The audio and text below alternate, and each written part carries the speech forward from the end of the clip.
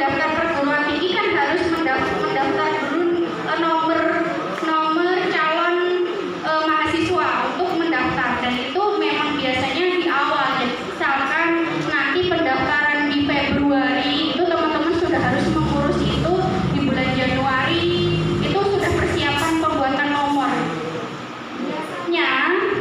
Jadi ini saya infokan ke teman-teman, biasanya kadang-kadang itu ada permasalahan, Bu, sebenarnya saya ini mau masuk, Bu, sudah mau pengen tes ikut masuk, tapi saya lupa, Bu, untuk bikin akun untuk daftar tes terpusatnya secara nasional, ya SNBT itu.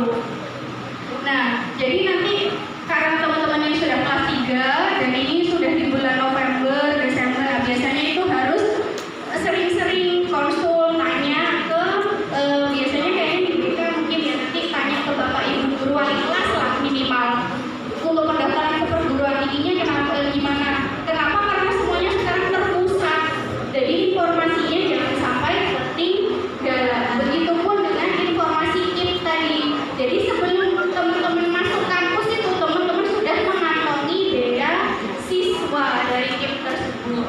Ya, itu kalau seumpama bisa dapat KIP itu pasti akan besoknya pasti akan lebih mudah dan akan sangat membantu keluarganya juga.